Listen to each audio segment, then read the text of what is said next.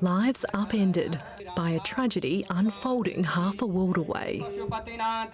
The grief sweeping across India, felt deeply among the Australian diaspora. Almost everyone that I know of have been impacted, many of them have lost their family members. At this Hindu temple in Homebush West in Sydney, a special prayer service dedicated to the suffering.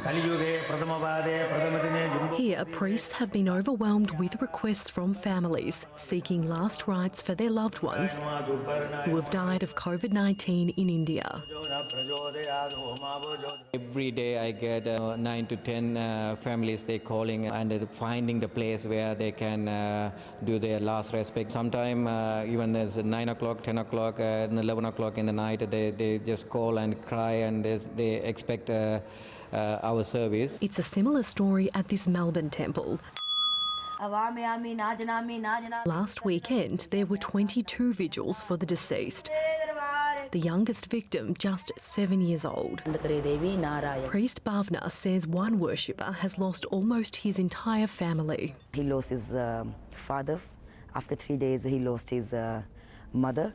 After the next day, he lost his sister, and then he lost his brother. And then now he got to know yesterday that his wife is in hospital too.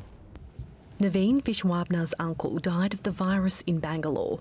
Now he's worried for his 94-year-old grandmother, who has also been infected.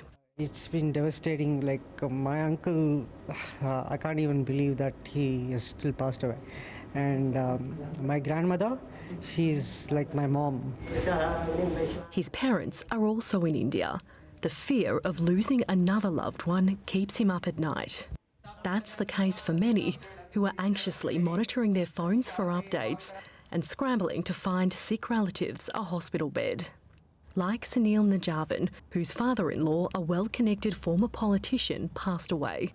It took the family 11 hours to have him admitted, and by then it was too late. You literally see people lining outside hospitals on beds, with beds and waiting to get in, but they can't.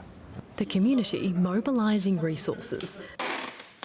Pinaki Chatterjee runs the Australian branch of an Indian delivery company. He says he's been inundated with requests to send oxygen to India. It's about 400 inquiries we are getting to send oxygen concentrator to India. A community so far from the crisis, yet so close. Abby O'Brien, SBS World News.